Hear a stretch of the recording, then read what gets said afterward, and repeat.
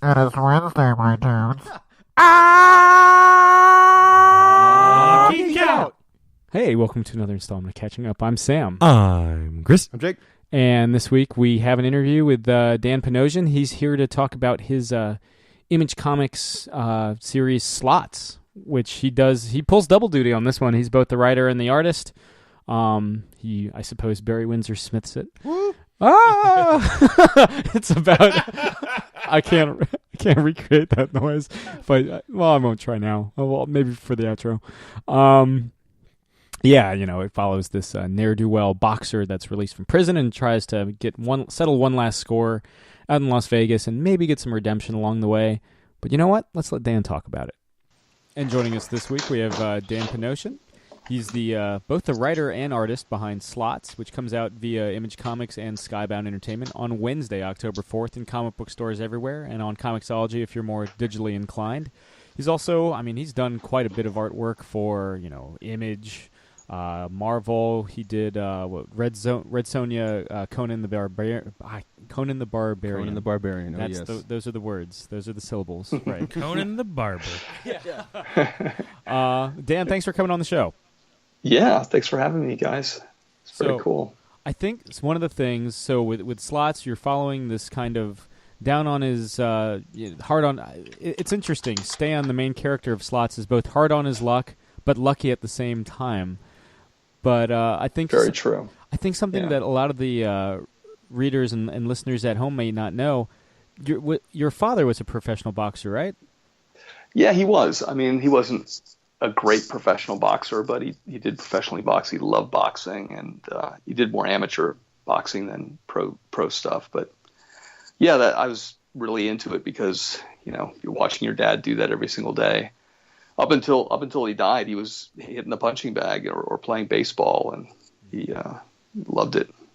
So, with that in mind, a lot of, without giving the game away, I think a lot of Slots there's this underlying thread of fathers and sons or men and their legacies. So I feel like the story comes from a very personal place for you.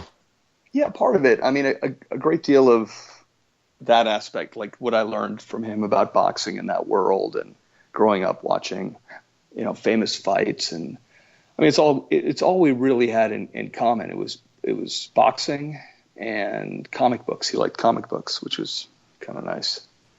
Now, we were talking off mic beforehand. There isn't a whole hell of a lot of boxing. I guess there's Daredevil's dad. That's true. Yeah, battling Jack Murdoch. But there isn't a whole lot, and there isn't a whole lot of stuff that's set in Las Vegas, which you really take advantage of. Certainly in this first issue. So, what made you kind of want to do both the boxing tale and I guess setting it in Las Vegas with boxing is just kind of a natural outgrowth of that. But what made you want to? Well, even more so than that is Stanley is very superstitious, and I always thought that was kind of funny to have a very superstitious person in Las Vegas, where people are betting all the time, gambling like crazy, and luck is a huge factor. And in the beginning of the story, it feels like he doesn't have any luck left. So, but being a superstitious guy, it doesn't take much for him to think there's a sign or any little thing is going to give him a motivation to maybe attack things in a different way. Well, having said that, Stanley's kind of got, even as a guy that's, just getting out of jail, he's kind of down on his luck a bit. He's always got a smile on his face, at least in this first issue. Is that all? Yeah, he's a happy, lucky guy. Yeah. he's kind of a bon vivant. But you could see it switch on him a little bit. Like in the beginning, I think pretty much everyone's seen the first 4 pages that are interested in the book at all. He leaves, and I think there's a scene where he's driving off and he's checking out a bunch of girls, and he still thinks he's the young Stanley Dance of old. And they just kind of blow him off, and everybody drives off, and he's just kind of left there. And you also notice for the first time that he's got his whole life in his what appears to be like a cool car, but there's an Airstream right behind it. Yeah, it kind of cuts down on the cool factor of driving a convertible. Yeah, it does. So I thought that was kind of funny. But yeah, having a son also, and this is a father and son thing, and I love my dad. He was a great guy, but we didn't always see eye to eye. So there's a little bit of that in there. Sure. I think every guy's at one point, even a model kid has wanted to punch their dad out at one point. So That's putting it mildly. Yeah, totally. yeah, they've imagined it. They're like, "How dare you? I wanted that little toy. Yeah. I'll get you." Yeah. Watch out for the T-Rex then, man. Yeah. I know this kid's he's always a T-Rex or he's Batman. It's very funny. So I don't show him a whole lot of comic books, and he's never seen Star Wars, and yet this kid knows all the Star Wars characters, can talk about dinosaurs all day, and he's 3 years old. It's very, very interesting. they're just so ubiquitous in the culture these days. Yeah. Yeah, all the kids at school talk about Star Wars, so now it's every day we get to play Storm. He thinks Stormtroopers are good guys because they're in white, They have the white hat. Darth Vader, oddly enough, is kind of a good guy for him. Well, he is a good guy, right? Down to heart. He started out okay. That's right. Yeah. His intentions are great. It ends okay. I mean, I guess okay in the terms that he brings balance to the as Force. much as a armless, legless torso man can have. Yes. Yes. Mm-hmm. I did a little research on you guys, and I think the bunch of us are probably the only ones that prefer that middle group of films over the original and what they're doing right now. Oh yeah. Am I correct? Yeah. I'm kidding. If that's out there, maybe it is. I didn't research that. Well, there's some people that really dig Force Awakens and really dig Rogue One. I think that's fine. I think both of those films are better than the prequels. Yeah. But Episode 4, when I was growing up, it was just Star Wars. It wasn't called A New Hope. Yeah. That's my. Well, it's still the only standalone complete movie. You can watch. Not even Phantom Menace. You can watch. Yeah. You watch. If you only ever watched Episode 4, you get a full story there. You That's get true. a beginning, middle, and end. And as much as I love Darth Vader, it's very little kind of Darth Vader. I think that's why when I got older, I enjoyed Empire Strikes Back so much, because you learn so much about Darth Vader. And then 3 being, or Return of the Jedi, being the the grand finale. And it still blows my mind to think back. I can remember watching Return of the Jedi for the first time, being like, "That's it, no more Star Wars," And now it's Star Wars every year. You can't escape it, And the fact that the Darth Vader comic they did that 25-issue run, and then the one they're doing now, because I still find Darth Vader, or just Anakin in general, as a fascinating character, and I think shows like the Clone Wars and Rebels are great because they kind of flesh out Anakin better than he was in the prequels. That's true. And I really enjoy Clone Wars. I think is fascinating because you really get to see Anakin. I think how he's supposed to be, good guy. You like this guy, and you're like, how could this guy become Darth Vader? Yeah, because you never really like him in the prequels. Well, yeah, the prequels, you're like, of course this guy becomes Darth Vader. He's a dick, Yeah, this is the guy who used to take my lunch money. Yeah, exactly. But you watch Clone Wars, and you're like, this guy's the hero. You root for this guy. You don't want this guy to get hurt, and it makes it so much more tragic because obviously what's going to happen. But I enjoyed 7. Force Awakens. It had its moments, and I'm curious to see what they do with 8. Yeah, I guess we'll get a new trailer very soon. Yeah.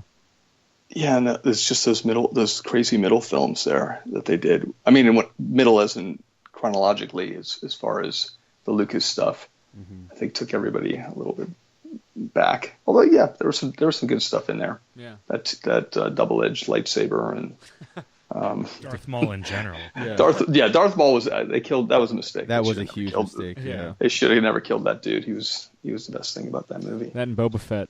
Yeah. Yeah. Cool stuff. They got their things. Yeah, but so where did this story kind of come from? I feel like I'm trying to think if you've written for Image before, because you've certainly worked. I have. It was when I was at Rob's studio, Rob Lightfeld's Extreme Studios. I think I did 1 or 2 projects, but I probably laid them out and somebody else drew them. And I've done some corporate. I did a lot of after I got out of comic books. After Image Comics, I did a lot of advertising artwork, and I wrote corporate comics basically. Sure.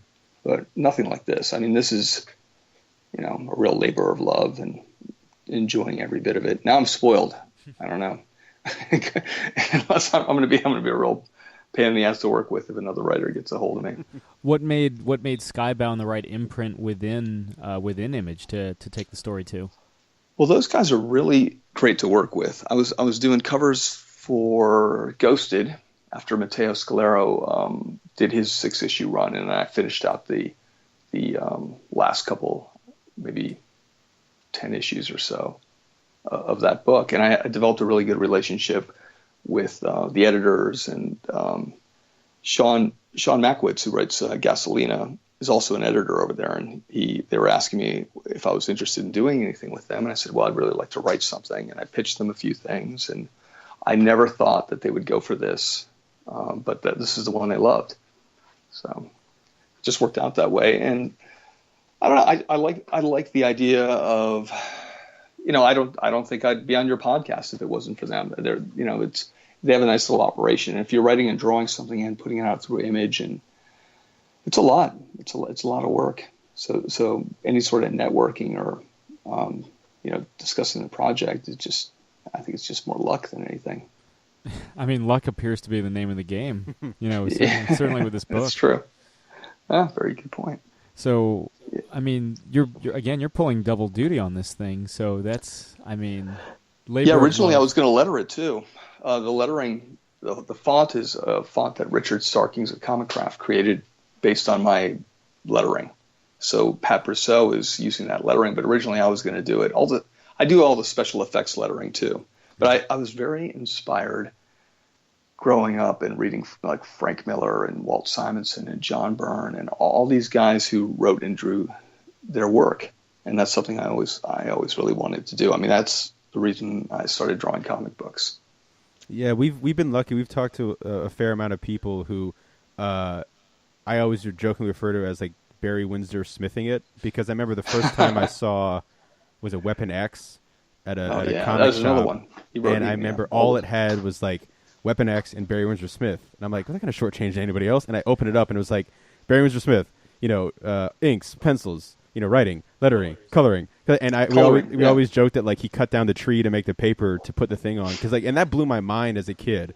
And that's something I think all of us here on the show, like I think we're always fascinated by like the talent and insanity it must take to sit down and be in charge of all that, because it's got to be, I guess, rewarding because you're kind of like in charge. You know what you want and how to do it. But it's also got to be, a little intimidating, right? To kind of jump in there and you're doing, the writing and the art. Yeah, I mean, it was a lot more than I thought it would be, especially the first 6 issues and planning that out. And I've definitely learned a lot doing this, and I'm really lucky and fortunate. I've got a good editorial team. Every suggestion these guys have made, it's been like, there's no backlash where I'm like, no, you don't understand it. This has to go in, or, they make great suggestions, and I'm truly lucky. Well, kind of speak to that point. One of the unique things I noticed, certainly in this first issue, is that you divide, even just in this one issue, you divide it into chapters. Was that something that had been there from the start, or was that something? Yeah, I wanted it to have sort of a EC Comics sort of Mad Magazine feel. I don't know. I mean, Mad Magazine, everyone thinks, it's just, it is goofy. It's silly stuff. But artistically, in this, 70s, and Mort Drucker and Jack Davis were doing work for them. It was just beautiful stuff. They would use all these halftones, and that's what I'm doing. I'm painting this stuff using gray washes, and I'm trying to give it like a nostalgic feel, but I don't want it to look like some old fashioned comic book. I want it to look relevant and new and fresh. So I'm trying to marry all these different elements, and you just don't see anybody doing chapter headings like that anymore, like with a little vignette of an illustration. So I wanted to incorporate that into the book and just give it a unique feel. It's hard to do in today's comics. There's so many great artists and writers doing so many unique things, and there's such diversity in styles that to do anything, this isn't new. This is derivative of something I loved as a kid. But I had this idea that, I don't know if you guys saw the first full issue, but there's word balloons where people are talking over each other, and kind of can read what the other person's saying in the background, just like background noise. And I thought, wow, I did it. I created something original. Like no one's ever seen that before. But I think it's already been done, a couple of years ago. So, well, I there mean, goes that. At the same time, what makes this comic stand out, I mean, is it one, it comes from a very personal place, and two, I think we record book reviews for these things too, and we always publish them in advance of the actual interview. Cool. So one of the things we do mention in the book review is this book does have a timeless feel to it. Yeah. That's nice. Thanks, you guys. Yeah, no problem. I think a lot of that comes from setting it. It's very steeped in kind of like Southwestern Americana. You open the book in a diner. Stan's driving, this like vintage convertible with. I mean, you don't even see those kind of like trailers anymore. Nowadays, people just rent U-Hauls, know. But I mean, everybody knows what they are when they see it. And even Vegas, it's kind of this. It's this happy kind of medium between like 70s, 80s Vegas, where it's like, oh, this isn't for the kiddies, and because if you go to Vegas now, it's like Disney World. Oh yeah, totally. Yeah, this Vegas is takes place more downtown. I don't know, not too many people make it to downtown or the Fremont district, and it has a different feel. You actually feel like that old Vegas feeling. There's a little bit of Sinatra and Dean Martin still left in that part of town. So I was like, that kind of fits this guy because it's. Originally, the pitch was old Vegas meets new Vegas. It's like this older generation trying to come back to Las Vegas, and Las Vegas has changed dramatically. I mean, it is Disney World for adults, and it's high tech, and it's explosive. If you can spend like more than 4 days there, you're going to lose your mind. So you're affected by the experience. So that was the idea. Is like this. Where does this guy feel he fits in best? And he fits in best a little bit outside of Las Vegas proper. Well, you do bring up a good point, because I don't know how people do more than like a weekend, maybe a long weekend in Vegas. Because by the end of like day 3, I'm like, I'm good. Because everything's kind of blurred together. I'm kind of tapped out. They pump additional oxygen into the hotels, at least the ones on the Strip, so you like stay awake longer. And it's just like I'm tired. I should be tired. Why am I not tired? Yeah, totally. That's funny. I heard that before. It's good for you if you could do that all the time. Oh. Michael Jackson did it. Did he? Well, he did. That didn't. It's not a good example, clearly, because he's not here with us right now. Well, and he just had his birthday like yesterday or something like that. Did he? Did he try to sneak in on Jack Kirby's birthday? Yeah. Wow. The Kirby 100 was also the Jackson 59. 59. The classic Jackson 59. Yeah. So I guess in that sense, so Stanley in a lot of ways represents the old Vegas, where his son represents where Vegas is now. Yeah, his son he doesn't do MMA. I mean, he doesn't do boxing. He does MMA, which is like what you see when you watch the UFC or Bellator.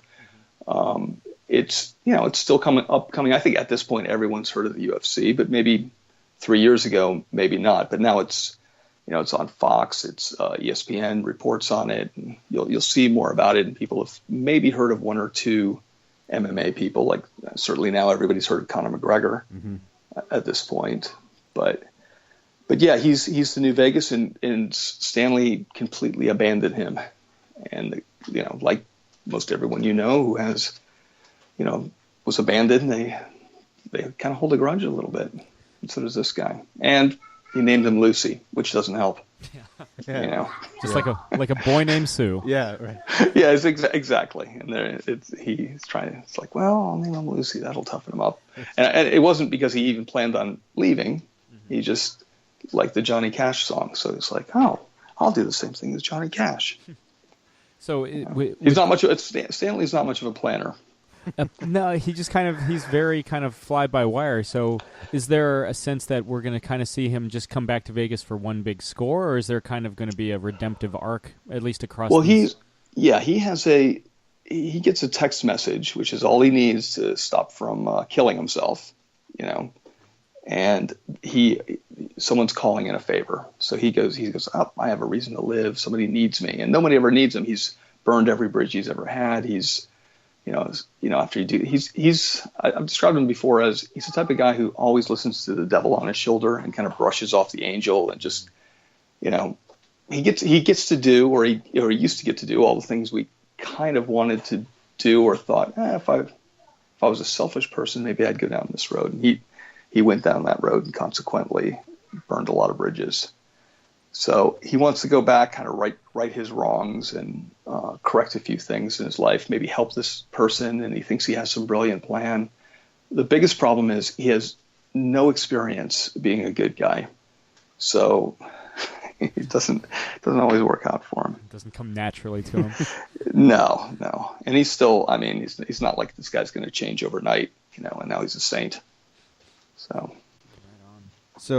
one of the characters that, it's funny because we didn't plan for this to happen with the podcast, but one character that's kind of like, we just had Jim Zub on. Yeah, we just had Jim Zub on. Oh. And so we kind of had this thread that, and we've had a couple other people who've worked on Conan the Barbarian. And so we I kind of asked Jim the same question, and obviously, you've worked on it before. Actually, before we even started, we saw that you tweeted this totally kick-ass poster of Conan the Barbarian. Oh, you saw that? Yeah. That's what I was working on all day today. That was awesome. So yeah, Thanks. if you're listening to this, go check out your Twitter page and take a look at that because it's pretty great. The Schwarzenegger Conan, and yeah. But no, what's kind of been your journey with Conan, just as a fan, and then getting to because getting to draw Conan's a pretty big deal. You look back at let alone with Red Sonja. Yeah, with and was, get to draw Red Sonja is pretty damn cool. So what's kind of been your road with Conan the Barbarian? Well, that was I always kind of liked comic books like every kid. My dad loved Batman. My dad knew who Joe Kubert was, Neil Adams. I think my dad was also an artist, so he had done some work with Neil Adams. Neil Adams did a Burger King campaign. Actually, the Burger King you see now, where it's kind of this handsome kind of smiley Burger King guy. Mm-hmm. Neil Adams did the original redesign of that character. Interesting. I don't think too many people know that. No, I didn't know that. And then it kind of faded away. And then when they wanted to be kind of ironic, they brought the character back as this kind of mask-looking version of that character. But anyhow, so he knew who these guys were, and he liked comic books. And but I liked him as much as any kid. When he took me to see Conan the Barbarian, I was blown away. I love Dungeons and Dragons, and this was a perfect film in that way. And then we went, and I think I got a Savage Sword of Conan. I'm sorry, my son just drove a Batmobile over my foot. But worst things could happen. That's what got me. So it was the black and white magazines. Oh sure. That did it. And it's probably that influence now where I love that black and white stuff and the ink washes and that story alone I still love it. I just did a podcast the other day on it's called The Cinephiles, and we just talked about Conan the whole time, bit by bit. Yeah, I feel like I'm always surprised that he's not. He's kind of been John Carter and Tarzan and, The Shadow, where he's one of those characters. I think even if we were talking to Jim about this, even if you've never read or seen a Conan the Barbarian related thing, people know who Conan the Barbarian is. He's one of those just totally ingrained in people's DNA. And of course, like you said, the Schwarzenegger movie definitely helped. That launched his career. That was my parents' It launched first his day. career, and it launched, and then put Conan in the consciousness of everybody. Yeah. And I was really fortunate to do that Jim Zub and Gail Simone comic book, but I ended up only doing the first 2 issues, which really sucked. I think it was 4-issue series. I ended up doing all the covers, but I was in the process of moving from Los Angeles to Laguna Beach, and it was during that movie, The Big Short, where we had the real estate crisis, and it was a mess. So it just totally destroyed that deadline. So I eventually had to give it up, and it was heartbreaking. Yeah, but well, first of all, what can you tell us the Twitter handle for the people listening so they can go check out? Oh, it's Urban Barbarian, and it's the same with Instagram. Yeah, go check that out. It'll be a couple days since you post this by the time we drop the interview, but Yeah, it was funny. Like, we always like to go on, not in a creepy way, but we like to go on to people's Twitter, like if we're having them on, especially an artist, because, it's kind of cool. You get to see just different things that they're working on, sometimes for fun, sometimes for work, and kind of, it was perfect that, like, right as we were, like, getting ready to do this, you had just posted that rad Conan poster. Oh, thanks. Yeah, I'm crazy about Conan.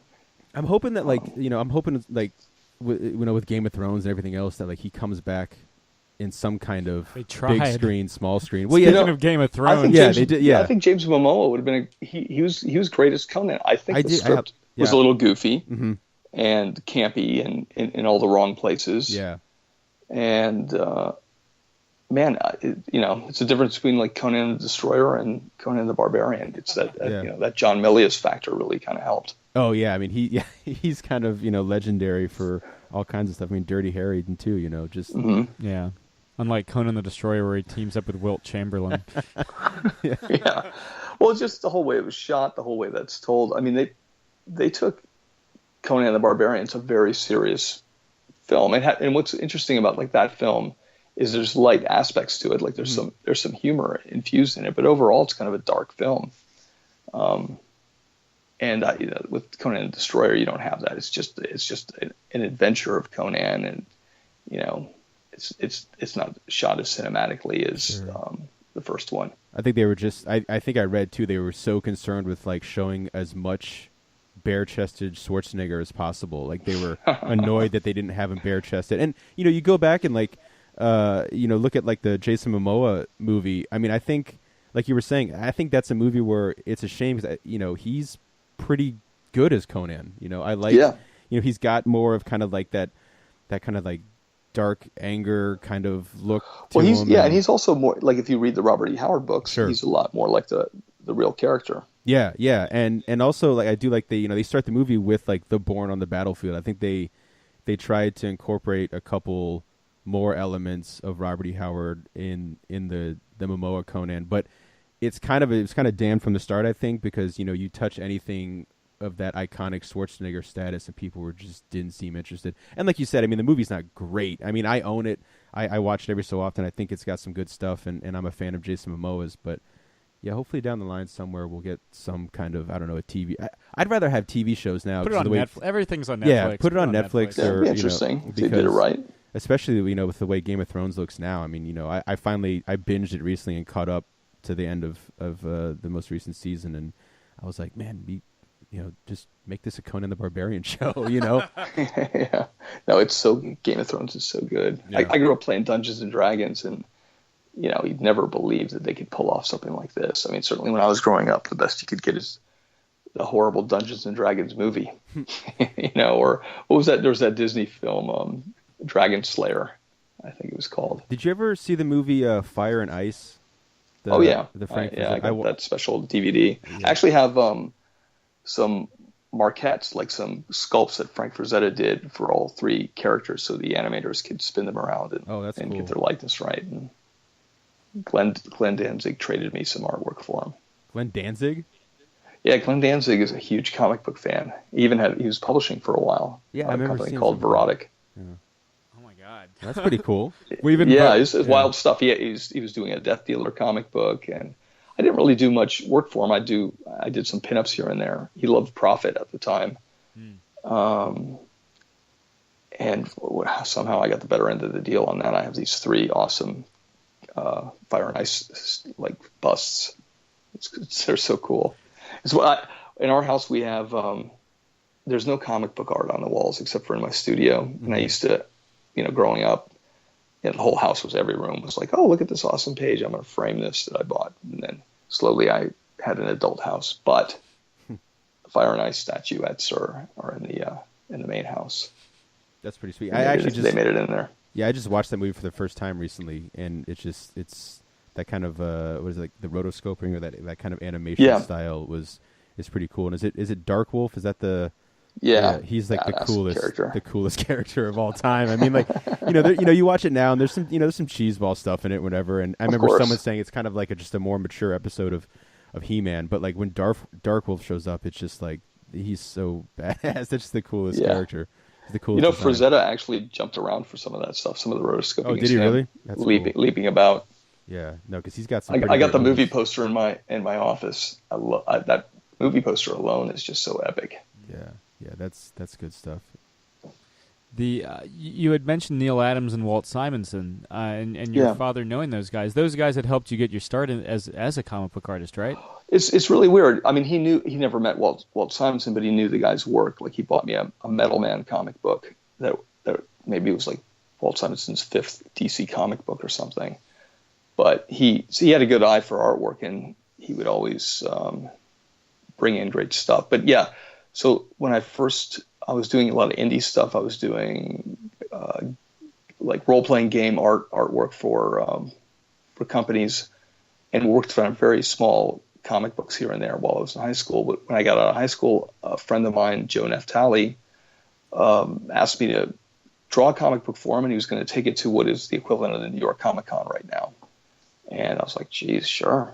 So I flew out there, and I met Walt Simonson and Neil Adams on the same day at the convention, and both of them were super, super great to me. I mean, I started working immediately with Neil Adams, and he was publishing comic books at the time, and Walt Simonson put a call into his editor, Ralph Macchio, and I started doing backups for him. They even let me pencil a few of them here and there, which was always my agenda. I always thought, you know what, I'll start with the inking, but I'll constantly be trying to do penciling. But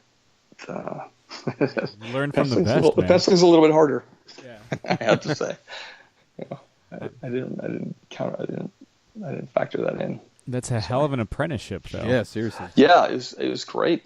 I would come in every morning before anyone else, and Neil would be there, and he would take everything I inked, and he had re-inked it the night before. So in the morning, he had put white out over pretty much everything I did and re-inked it, and then explained to me everything I was doing wrong systematically. Which I think would have broken a few people, but for me, I was like, you know what, this is invaluable. I never went to art school, and it was a great way to learn. And when I'm drawing today, I still think about some of the things he mentioned and some of the philosophies he had as far as drawing and why we put lines down and how lines just represent shadows and forms. And I hadn't thought about artwork in those terms at all. I just looked at other people's comic book artwork and tried to replicate that instead of coming at it from a naturalistic drawing sense, which he had, which is evident in like how he draws. So, Dan, something we ask everybody that comes on the show: what are you currently geeking out over? I don't know. Let's see. I mean, these days it's pretty much a lot of MMA, and I guess as far as like comic books go, anything with Brubaker or Azzarello, I really dig. Sure. Yeah. Like I really like that stuff. Kill or Be Killed and Moonshine. Yeah, my favorite is everybody he teams up with. He has great taste. I guess I'm just because he's done so much with Sean Phillips. I really like what they have going. I mean, you don't even feel like you're reading a comic book. You may be watching like you said, like a Netflix show or something. They just have a real great synergy, the two of them.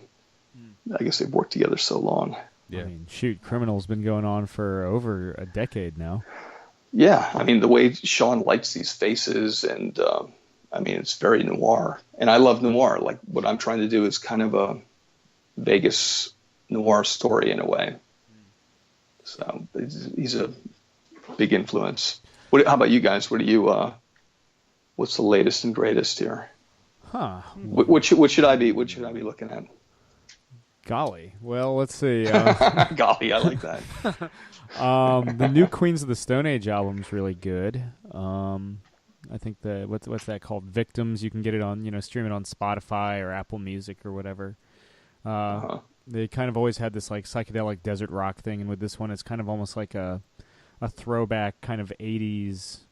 Oh wow! Like danceable. I love that. Jeez. Yeah. So if you dug like, it's kind of like Queens of the Stone Age taking cues from like 80s David Bowie and Devo, which is really weird to say out loud, but it's really awesome. Yeah.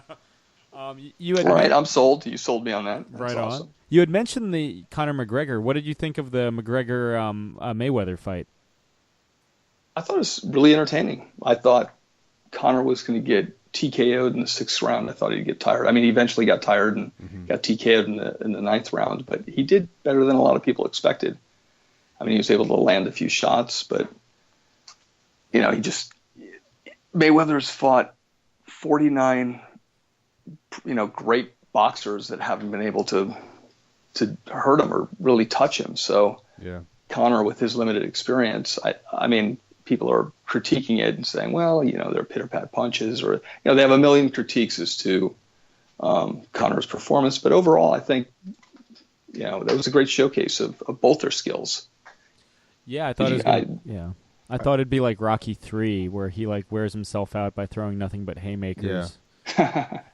He kind of did in a sense. I mean, he stayed super active, and Mayweather's just kind of countering and watching and slipping. And I mean, Mayweather's it's an interesting fight. Mayweather's like they always kind of tout him as like the greatest defensive fighter, because you look at him like after fights and it looks like he's wasn't in a fight. He barely was sweating at the end of this one. And I did not spend the $100 to watch it. I was actually in the middle of my Game of Thrones binge trying to catch up, but I was like I had like an MMA website up that was like doing like text updates, so I was like reading the fight, and like they had every round was kind of like who won what, who was doing what, and the first couple of rounds they're saying this is going to McGregor, it's going to McGregor, and at first I was like, holy shit, like what if he actually pulled this off?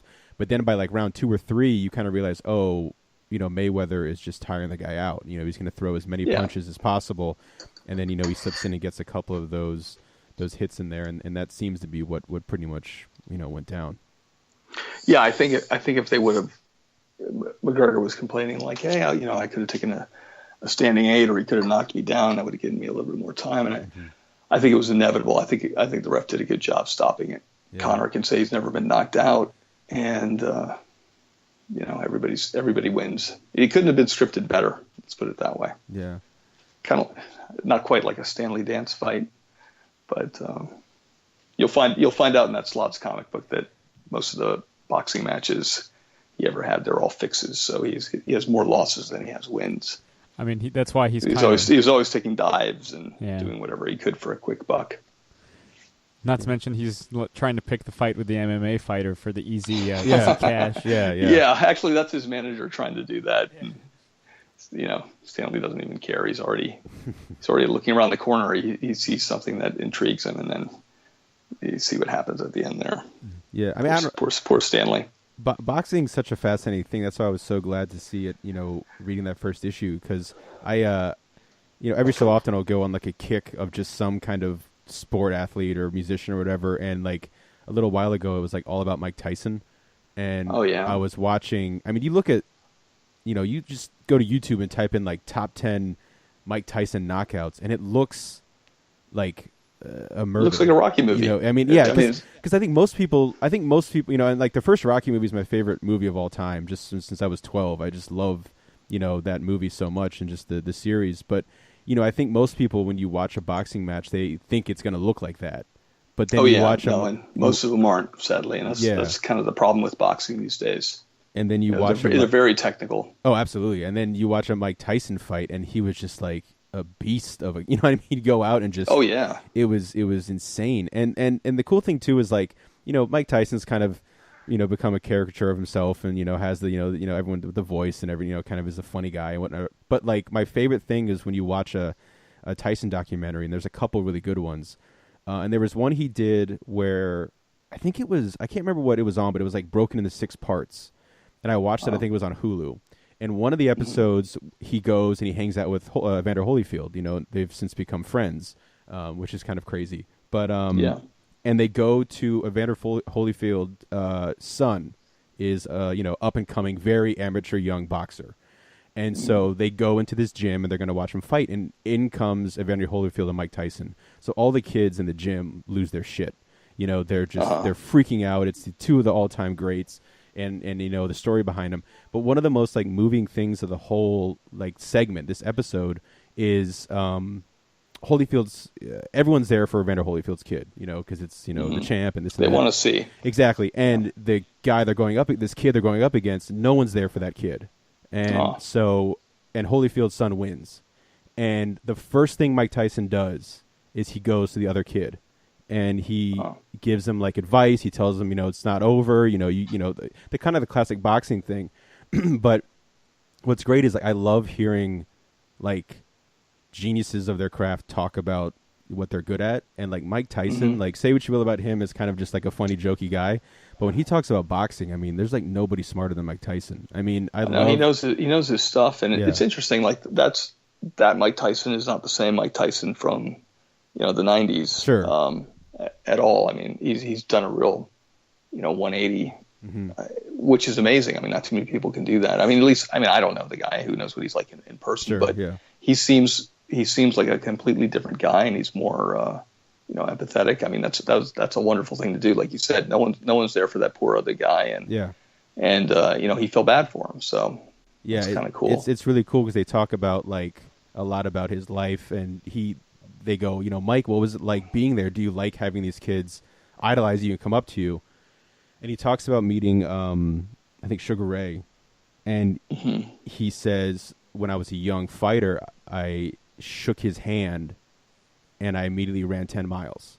Like he just went out and ran 10 miles. He was that inspired. And the guy goes, why? And he like breaks down. He's like, I wanted to be like him, and it's kind of, I wish I could remember the name of it because I think you'd find it really fascinating. I think, I don't know if you have a Hulu account, but it's just like, I think ESPN did it maybe. It was like a 6-part thing. They follow him around. Like one episode's all about his pigeons, which is another thing he's like super obsessed with, but like it's really, kind of endearing hearing him talk about it. Hearing him talk for the first time when I was, growing up in the 90s and everything was amazing. I'm like, wow, that was kind of unexpected. Yeah. Here's this destroyer. He's like a Conan the Barbarian. Yeah, seriously. So this soft-spoken guy. Soft-spoken guy is super soft-spoken and loves these pigeons. I'm like, that's a little unusual.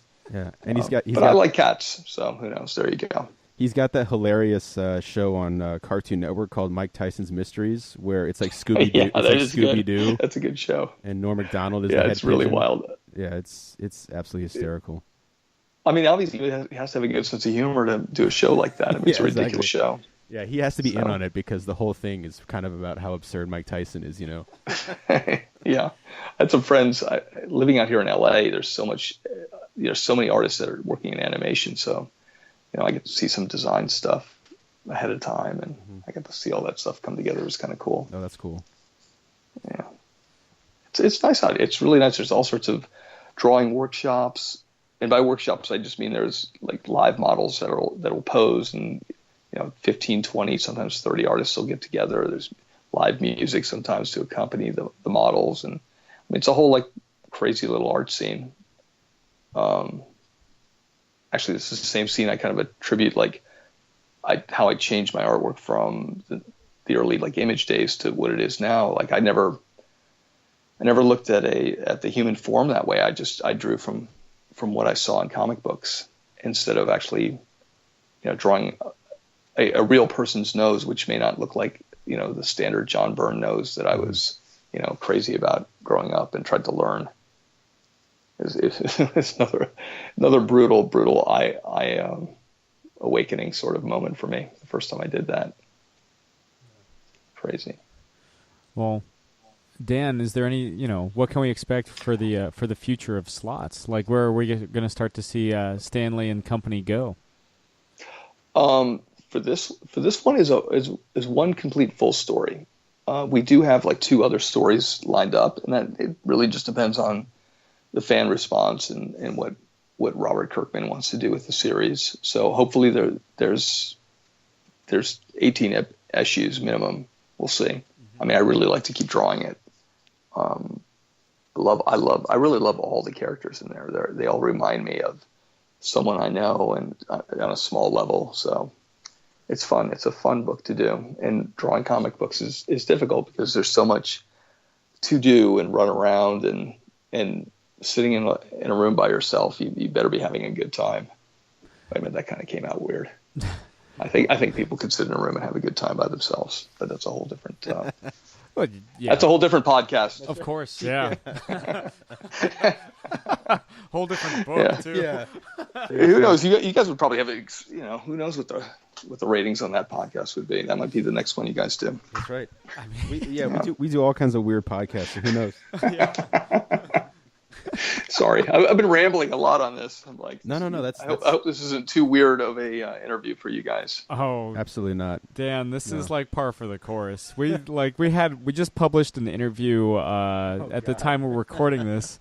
We just published an interview today where Sebastian Gerner, who does Shirtless Bear Fighter. Yeah. Oh God. Yeah. I love that. Oh man, that looks like a hilarious book. Yeah. A buddy of mine, Andrew Robinson's cover. I was just dying. Have you guys seen that one variant cover? Is it the one where it's he's like a wraparound cover where yeah. he's like on a bearskin rug, naked? Yeah. Burt Reynolds style, yeah. Yeah, it's like, oh, dude, these guys are crazy. Yeah, okay, that would have been a strange podcast. So I don't feel as bad. Yeah, Good. yeah. It's always just a conversation. Yeah. Well, you guys have made me feel very comfortable. I appreciate that. Oh yeah. No problem. I haven't done too many of these. I'm not great at podcasting, and my brain is fried from drawing Conan all day. So that's pretty sweet. I appreciate you putting up with me. Oh, no problem. Real quick? Was that Conan thing something you were doing for fun? Or was that something you were doing for something It's a else, little bit of both. There's a special project I'm a part of, and I've been doing some. I don't want to give too much away because this guy has a master plan, but it's for a special project. That's all I guess I can say. But it feels like it's just like, oh, today I'm just drawing for fun. I'm a little kid again. That's pretty sweet. Yeah. In my nerddom geeking out thing recently, I bought a letter opener that is a replica of Conan's father's sword from the Conan the Barbarian movie. So I have the most epic letter opening time. I've done this thing where I've started buying letter openers as replicas of my favorite fictional swords, which is like the nerdiest thing I could think of. That is awesome, though. eBay is a wonderful thing because I have the Conan's father's sword. They have the other sword in the movie you can get as well, and then they look really good. I mean, they're really well kind of made swords. And then I have just an Excalibur, of course, and He-Man's power sword. Or kind of like the three. What's left? You need it's something you from need the Highlander sword. The Highlander sword. William Wallace's broadsword, which would be just massive, which would look kind of like a knife probably or a dagger. And I would love to get. Was it Jon Snow's sword that he has? The that's really cool. Yeah, the replica of that with the wolf with that head. hilt. Yeah, that. That's why they haven't come out with that yet. Yeah, Cold Steel is a great company. Yeah, that every now and then there's some really awesome guys that work there, and they will just send me cool stuff. I have a two-handed huge sword that I got to put up in the office, and this thing it weighs a ton. It's a massive, beautiful sword. So, and they sent me a mace one time, a real mace. I'm like, nice. Jeez. I don't know where I'm going to put that. Dan, you're living the life. You get free medieval weaponry. You work with Glenn Danzig.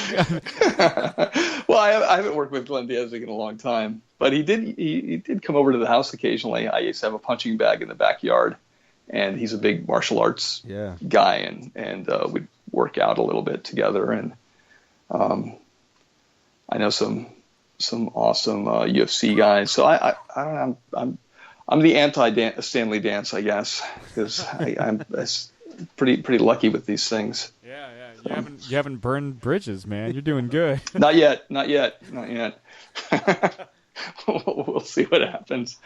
Yeah, hopefully I can survive, and there can be 18 issues of slots, maybe even more. Right on. Just got to take those 1 month breaks between arcs. Get that perspective and get that recovery time in. Oh God, no! I'm never. I do need to do that. I'm always working on 10 things at once. So I'm working on a video game right now. There's a little bit left to do on this Slots mini series, and then we'll probably start on the next one.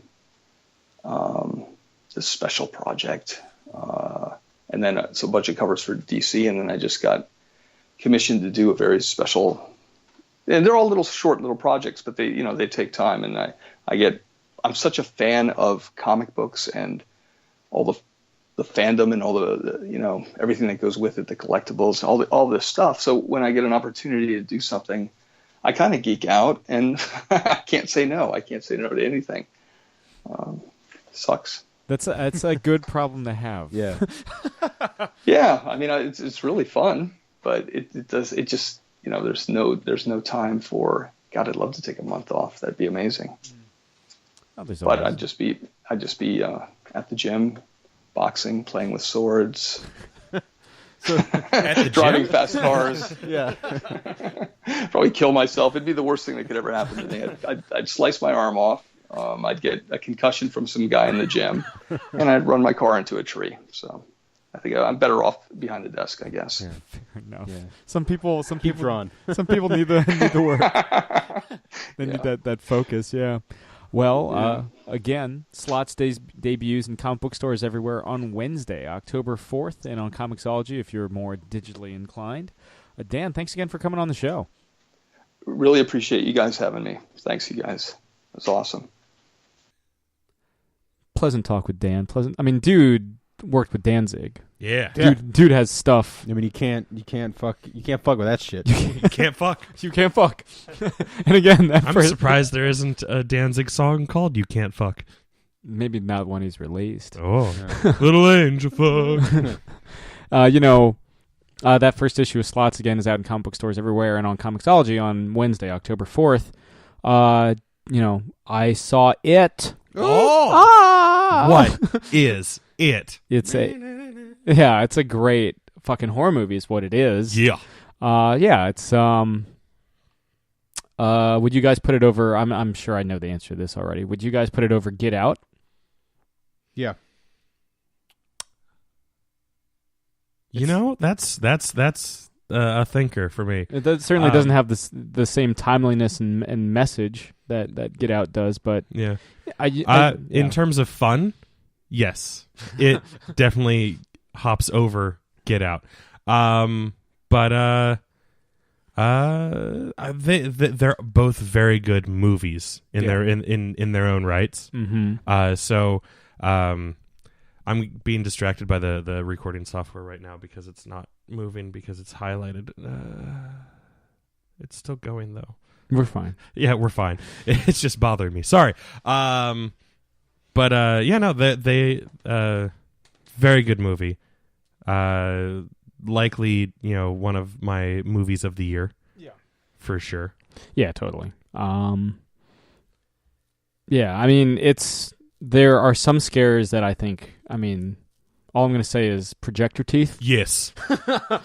That's the one, baby. That's the one that Jake and I almost jumped into Jake's lap. And I'm usually not one for getting caught up in jump scares and whatnot, but Jake almost had to stop breathing because of all my weight landing on him. Wait, I remember telling Sam, I was like, there's an iconic scare in it that has nothing to do with Georgie and the sewer scene, and it's the projector scene. Yeah. That whole scene is done pretty damn well. And at first I was seeing it and I was like, well, this is in the trailer. Mm-hmm. Nah, bro. And then he shows up. Yeah. Yeah. Spoilers for it. It's been in theaters for 3 weeks. You know how the show works. We spoil shit. Also, apparently lots of you have seen it because it's closing in on 400 million. Yeah. Hell yeah. It's I believe it's the highest opening weekend for like a horror movie ever. Yeah. And I'm sure it's surpassed Deadpool by now for like Deadpool is still number one R-rated opening. Okay. Yeah, it's number 2 for R-rated opening. Speaking of horror movies and R-rated things, you saw a not horror movie. a lot of people kind of have been referring to it as such, though. Yeah. I saw Mother because it's got an exclamation point. Now I saw Mother, and it is being advertised as a horror movie, and it is unequivocally, if I may butcher a smart people's word, not a horror movie. It is quite far from it. Like Black Swan was more of a horror movie. Yeah. Another Aronofsky film. Joint. Yeah, which I did love. I did enjoy Black Swan. And I'm a fan of Aronofsky. A lot of times, unfortunately, because sometimes I have the memory of a goldfish. I have to be like, why do I know that name, and like look up things. So like after I got out of the movie, I was like, could I have known that it was going to be like a weird head trip? And I looked back and I was like, oh yeah, Requiem for a Dream, The Fountain, The Wrestler, which not quite a head trip, but still a very good movie. It's probably the most grounded. Yeah, I was going to say quote unquote normal Aronofsky film. Yes. But still has that very gritty look to it that a lot of his movies have. And this is no different in its grittiness. Grimy as hell. Yeah. It is dirty. It's ashy, if I may say, because there's a lot of stuff with fire in it. But it is not at all a horror movie. It is a surrealist. I'm going to go ahead and just go straight in spoiler heavy.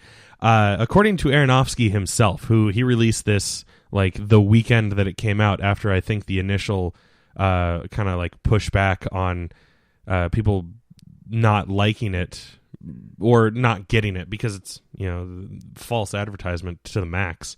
It is his weird interpretation on the creation myth, or the creation story, I guess you could say. But Javier Bardem, yes, plays God. Jesus. And do you mean that as a curse or like as calling him? Fucking kill me now. I'm glad I didn't see this movie. Jennifer Lawrence plays Mother Nature or Mother Earth. Mother Nature, son. Yes. And their house is essentially the Earth. And so the entire time the Jennifer Lawrence is like kind of recreating, or building back up this house, because it's old, it's fallen apart. They make reference to it having been burnt down before, and she's like helping to rebuild it, while Javier Bardem's character is he's within the universe of the movie, he's a writer. So God creates. Writing the Bible, essentially. And so in the trailer you see that Michelle Pfeiffer and not Peter Weller, Ed Harris come to the house. They are Adam and Eve. Mr. Appaloosa himself. Yeah. I don't know why I was the one I went to. Apples. Apples. Yeah. Okay. There you go. I liked it.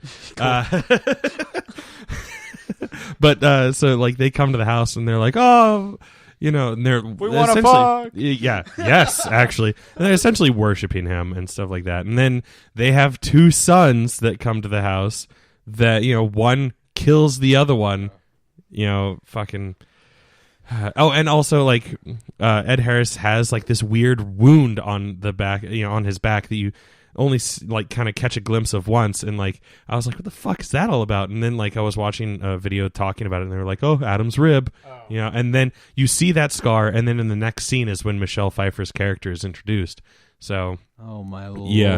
My sweet Lord. Yeah. Sweet fucking Christ. And then from there, like the second half of the movie just like goes nuts. Well, actually, it's not right away that it goes nuts. It kind of does go nuts because they have like a funeral for the son that died the same day that he died, and the like reception of the funeral is inside their house.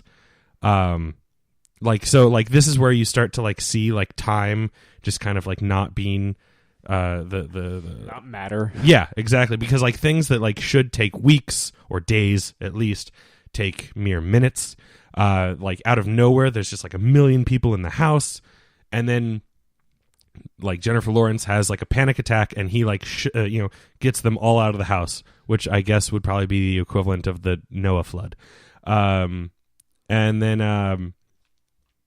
then she gets pregnant, and they within minutes she's like 9 months pregnant, and then he finally finishes his masterwork, and then out of nowhere it's already like he's getting a call from his publisher like right after she reads, Jennifer Lawrence reads it for the first time, like, hey, it's already being published. And then another horde of people just swarmed the house, to like read the book. She gives birth, and then like the house just starts falling apart because war and famine and stuff like that start happening to the house. And then like she's just like sitting there like just guarding her baby away from like everyone else, like because everyone's like, oh, we want to see the baby, and then like there's just religious iconography everywhere because they're worshiping their god. Does that mean we get like paintings and statues of Javier Bardem? Not statues, but there are paintings, and then and people are being anointed with the ash from that's all over the house. Fucking just like Ash Wednesday, for those Catholics and other Christian religions that do Ash Wednesday. I don't know. No, a lot of them do. Do they? Okay, I have a Catholic upbringing, so I just know that the Catholics do it for sure. But then like the masses in the house get a hold of the baby and end up much like that video that went viral a couple months ago of the people at the beach with the dolphin, like just passing. You don't. There's a video of people being like, "Oh, hey, look, a baby dolphin!" They're passing around, and they kill it because they're passing it around, not letting it, be a dolphin. They do the same thing with this baby. They're by passing around the baby, everyone wanting to touch it, they end up killing it, and then they start eating it, much like the Eucharist at Christian churches. Like this is where like the symbolism just like goes out the window, and it's just like, hey, look, they're eating the flesh of a baby, much like eating the flesh of Christ during Eucharist. And then like finally Jennifer Lawrence is like, fuck it, I'm just gonna burn this whole house down. So she goes down to the cellar where it's a gas heated house, and it's got a big tank of gas, and she cracks open the tank and lights it, and just and then you see Javier Bardem just like be like, I thought this time was going to be different, oh well, and just starts over. So after that, I don't have to see it. Yeah, that's it. I enjoyed it. Like there's a lot of it that's like very and I totally understand anyone that's like, fuck this movie, especially after like the marketing, marketing it. Like when I went into it, I was like expecting just like a weird kind of modern-ish look at like a Rosemary's Baby type movie. Like that's how it looked like it was being marketed to me. While I was watching it, I was like, oh, and I don't know if maybe it's just because I'm a creative type or what, but what I was interpreting from it was, oh, Javier Bardem and Jennifer Lawrence represent the duality of like artists. Someone who throughout the whole movie, Javier Bardem is very open, very welcoming to all these people that are coming to their house, and it's just kind of like, oh, we just need to accept everyone in, and we need to share everything that we have, and and stuff like that. Whereas Jennifer Lawrence is very like standoffish, very isolated, very like, no, we need to keep these people away. They're strangers. They're going to mess up everything that we've worked so hard to create. Like, so I saw them as like the duality of the artist, and like in a very secular sense. I still ended up seeing the same thing that Aronofsky was trying to portray, but like I was seeing it in more of like a literal like, oh, Javier Bardem is a writer, and it's the difference between like the id and the ego and superego and stuff like that, where Javier Bardem is like, oh yes, I've made this work of art, and now I'm just going to share it with the masses and let them do whatever they want with it. And then Jennifer Lawrence is like Alan Moore, who is like, I wrote this thing and it's perfect, and anyone that touches it is going to fuck it up, especially Hollywood. And like, so like that's the way that I was going with it, noticing the clear like religious iconography, but I was just like, oh, it just makes sense that the people are starting to worship him. Why not include like, oh, hey, look, I've stolen this idea from actual religions, and like that's why they're like actually like taking pieces of it for themselves, anointing each other and stuff like that. But then like I get home and I'm watching this video and they'd say they talk about how Darren Aronofsky is like, oh no, it's creation, and I was just like, oh, that's a little bit of a letdown that it was that blatant.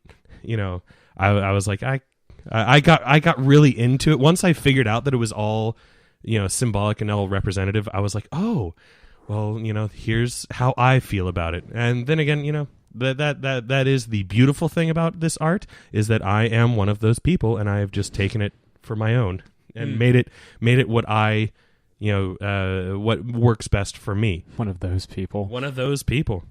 Yeah, one of the terrible people that is just ripping apart their house in the third act. I think I think that's the thing about, especially when it's a little more artsy and avant-garde. Yeah, you can prescribe whatever. I mean, that's art in general, right? That is, you don't necessarily have to be a creative type to kind of appreciate it, or to just project onto it, or to reinterpret it a certain way. I think I'm trying to think what my favorite Aronofsky film is, and it might be like either thing. I like Requiem for a Dream, but I can't. Like, I've seen that movie multiple times, and on some level, I'm like, why the fuck have I seen this multiple times? No, I loved it, but I never want to see it again. Yeah. Much like Eternal Sunshine for the Spotless Mind. Yeah. I loved that movie. I never want to see it again. Yeah. Because it was that good at hitting me at like a very sensitive part. Yeah. Yeah. Mother, I enjoyed it, but I don't ever need to see it again. Yeah, I'm trying to think what the most is Black Swan. I'm leaning towards either Black Swan or The Wrestler. Yeah, The Wrestler. Because Springsteen. That's true. He does. I don't know. Like I feel like there's times when I'm fine with the super artsy stuff. Like I can't think of anything like super artsy. A Ghost Story. Yeah. At the time of this, Jake was complaining about that movie while I was telling him like a little bit about it after? No, one day. It's just I don't know. He likes things more grounded, like Jason Goes to Hell. Yeah. Well, I mean, like no, Jason Goes to Hell. I like there's stuff I like that's weird and fucking out there and super divisive, but. Yeah. The more I think about it, it's like, no, I want to just enjoy movies now with that, like I think a good example was the Manchester by the Sea. I was like, I don't need a movie like that in my life. Yeah. I don't need a movie to tell me, that death is coming and it's going to be terrible and you're going to hurt a lot of people. I think one of the big messages in Manchester by the Sea is sometimes your inner demons are stronger than you are. Yeah. I don't need that to be told. Which again is very depressing. I don't need to be told that either because I have a life and I live it and that shit. I know that shit already. I already have internalized depression. Yeah, I don't need that. I don't need that shit. Yeah. But I don't know, like especially the way that movie was marketed too. Yeah. It's like, hey, he's gonna be okay. Yeah. No, he's not. And not all movies. I don't need all happy movies to have happy endings either. Like. I think maybe that's why, like, I'm a fan of like I become just. You like Empire Strikes Back? That doesn't have a happy ending. I've been I've just become just such a much bigger fan of horror movies now than I ever was when I was younger. Mm-hmm. And I like some weird, wild, fucked up horror movies, but I don't know. Like Mother Martyrs. Is one. Yeah, well, no. Martyrs is one of those ones like you guys talk about. Like I've seen that movie I think 3 times, and why the fuck have I seen it 3 times? That movie is devastating on every possible level of the senses and whatever. Like one of these days, I'll pick that for some fucking movie to watch. But we'll not today, Satan. Which I don't know. That might ruin friendships. But the show's already dead. We made it past Double Team. So, but I mean, no. Martyrs and Waterworld. Martyrs isn't a bad. Both of those were my fault. Yeah, Martyrs isn't a bad movie. Martyrs will fucking kill your soul. Slowly, like it's a time kill bomb. What's already dead. It's a time bomb. That movie's fucking insane. But no, I don't know. I feel like Mother is not one of those ones that if I went in thinking what I thought and it wasn't that, which clearly it's not, I would have been miserable watching that movie. No, I've said as much. I totally understand anyone that hates this movie. I totally understand anyone that comes out of it being like, the fuck did I just watch? Yeah. Like, I get it. I just happen to be in the right mood to watch something fucking trippy and existential and like 2001 mode. Yeah, I love movies that like fuck with shit like that, especially when they're done well. And the only I just happen to be able to switch my brain off when I walk into a theater at the right moments. Like had I been like, fucking right, we are watching a horror movie tonight, and walked into that movie theater, I would have been like, fuck this. But I was just kind of like, this seems interesting, and I had already seen a whole lot of people being like this. I had seen some Discord already, and I was like, now I'm really intrigued. That's Cinema Score, yeah. Yeah, I have so many friends on like my Facebook and Twitter that are just like, fuck Mother, or Mother was a really interesting movie until the third act, which by the way, I will contend, not that I'm going to fight anyone over it, but I'm going to contend that it has 5 acts, just because it has serious status. Yeah, well, any kind of yeah, but it has like 5 very distinct movements in it, not that it matters, but so it has a very interesting first act. The second act gets kind of weird. That's where Cain and Abel come in. Third act is calm until she's like suddenly pregnant. Then the fourth and fifth act are where it's just like bonkers.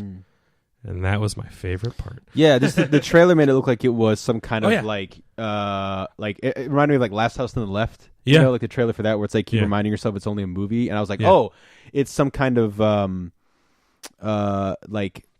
it's polarizing, seems to be visceral, but like that kind of, and I guess maybe this is it too. Like it's I don't know if a defining moment for movies, but like something like it clearly is not that kind of like the only horror. thing they got right in the marketing was that they knew that it was going to be somewhat divisive. Not even they chose the word like controversial. I don't think controversial is the right word. But like it was going to create some sour grapes, and it worked because they don't care if you like it, they care if you go see it, and that's clearly seems to be working. Good for them, and they took a chance. Like I was watching some of the Red Letter Media stuff about it, and they were talking about like kind of like, I don't know if they were giving it props, but they were surprised like, hey, this studio gave money and resources to this movie that clearly is not that $30 million. Yeah. So yeah, but I mean, like, it's one of those things, like, I think you're right, like, you have to be in the mood for the kind of like weirder stuff, and we all have our own favorite kind of weird shit that we'll like with different movies. Like the weirdest shit I like is but I throw it within the same vein as like the weird trippy stuff as like Science Asleep is one of my favorite ones in that realm. There's also like I already name dropped Eternal Sunshine of the Spotless Mind. It has a lot of that dream element to it. Like Vanilla Sky is like one of my favorite movies, and Vanilla that one Sky gets thrown in there a lot. That's one that like it, in terms of Rotten Tomato score or whatever, it's not not fresh. And I remember when that movie came out. I didn't see it, but I remember when it came out, people were like, "Fuck this movie." Yeah. I still need to see it because like I think it's on Netflix. I'm pretty sure it is. I saw those reactions. I was like, oh, I better stay away. Yeah. Now I'm a little bit more. And it's one of those ones like I'm trying not with Mother. It's just one of those ones that like I don't feel like that's a movie I would enjoy. It's just definitely not for me. But like with Vanilla Sky, it was one of those things where who knows, maybe down the line sometime I'm in the mood for some weird crazy shit and I watch it. Maybe I do enjoy it in the right mindset. I can't see that happening anytime soon. Yeah, maybe not in theaters, but that's the thing. Like movies, they're around forever. It's not just about the opening box office. So who knows? I'm even though it's already been spoiled for you guys or anyone that's listening. Like I would say, if you think you could get into a weird trippy movie like that, it's totally worth the watch. I went on a cheap day at the theaters. I only paid $6 for my ticket, and I had coupons for my snacks. So Sorry, I did a dab, and now I'm giggling.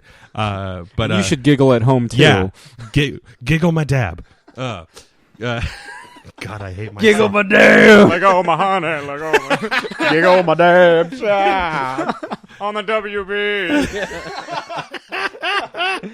Shrek 2 on DVD. I saw That's the most surreal movie.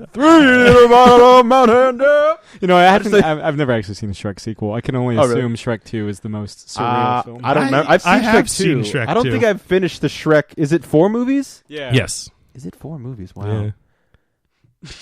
Anyway, I saw it on. I saw Mother on a cheap day, and I felt like I got my money's worth. Well, I'm glad. Yeah. Like I said, I'm trying to be but, positive, but I will not. It sounds like I a will- movie I Yeah. no time, anytime. I will. fucking I will soon. not fight with anyone over the merits of Mother. Yeah. You. If you liked it, cool. If you hated it, that's fine. I understand. Yeah, I get it. I probably would have hated it too if I didn't go to art school. This isn't for you. Here, Yeah. pass around my baby. Oh no, it's being eaten. Yeah. It's the Bible. No, the baby was Jesus. I'm Jesus. Oh, you know what's did you guys ever see The Last Temptation of Christ? Oh yeah, That's a wild one. I like that movie. I have not. I like that. Maybe a you should winner. watch that. It's a You should chase Mother with The Last Temptation of Christ. Yeah, A little bit It's of Willem not your Dafoe as granddaddy's Jesus. Jesus. he has sex. It's Willem Dafoe. He invents the table. Yeah. I have seen that scene. Yeah. He invents the table in the the Passion chair. of the Christ. Oh, is it? Passion of the Christ. He's like he invents a chair and he's like, yeah, and his mom is like, this will never take off. Yeah. Is like that one- Passion of the Christ? Yes. Oh. Maybe it happens in the Last Temptation too. I don't I've remember. only I seen that once, and I remember. It's it's an intense story, but it's a very interesting. The third act of Last Temptation of Christ. The less you know, the better. It's very interesting. David I've Bowie seen, shows up. I've seen the first 10 minutes of Last Temptation of Christ. I could have sworn that it was that the table thing was in there, but maybe it was the Passion. last table. Christ. Christ. This is my table. What a weird thing! What a weird thing to stick in Passion of the Christ. It's like like a comedic The moment. big reason I remember that is because it's like the only comedic moment. You mean you didn't think it was comedic when our Lord and Savior was being whipped with a nine tails? No, You got no. to see all the gore. For some reason, that was not like No. a knee slapper Yeah. for me. Man, I saw that in theaters. too. People were bawling throughout the whole thing, and I was like, "This is too intense of a movie." It's a very intense film. Mm-hmm. But have you guys seen The Man Without a Face, Mel Gibson's first movie he directed? No. No, stop. That's a good movie. I enjoy it. Yeah. He looks like he's like half his face is fucked up. Good old Melly Gibbs. He's very good. I'm still trying to think what the most surreal. Honestly, I can't. That you like? Brazil is Well, is another one that I throw in that the Gilliam, I think, is somebody that Aronofsky looks up to. Yeah, I love Terry Gilliam. Yeah. One that people often forget. Speaking of Terry, is the Baron Munchausen. Oh yes, with Uma Thurman as Venus. Yeah, and Robin Williams as the Moon. Yes. Also happens. Yeah, his head is removable. Yes. So It's really good. Oh. Jake, you got anything for the class? No. Okay. Not really. You saw, as of the recording of this, he and I watched the Final Friday. Every movie just a I've couple watched hours lately ago. that like most of it's my fault, but every movie I've watched lately has just fucking sucked. Except for It. So well, no, yeah, but I mean like Since movies It. that I've rented or like Bought. have been. bought a ghost. I was like he's in a fucking Sheet. blanket the whole time, like a sheet. Like it looks endearing. Like maybe it'll pick up in the last 15 minutes, but it's just lots of nothing. Maybe that's the point. That's the afterlife. Whoopee. Maybe you should rewatch like Frank or something like that. Oh God, Frank's so good. I did see a movie called Lucky, starring Harry Dean Stanton. Ooh. Oh. Harry Dean Stanton's in The Last Temptation of Christ. Yes, he is. He's also in Pretty in Pink. That's Kevin Smith's favorite performance. Oh. Actually, that's why Last Temptation of Christ is on my mind. I wanted to rewatch it because Kevin Smith, when he gets really passionate about something, he talks about Harry Dean Stanton's pretty much like cameo in Last Temptation. Yeah.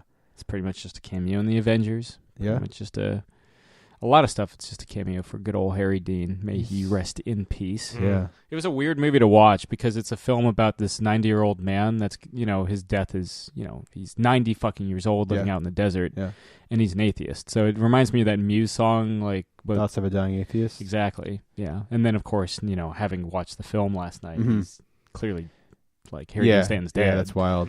That's wild.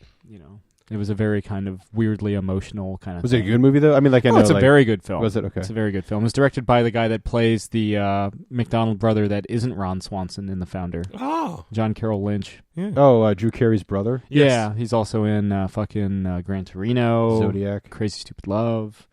Yeah. Volcano. Carnival.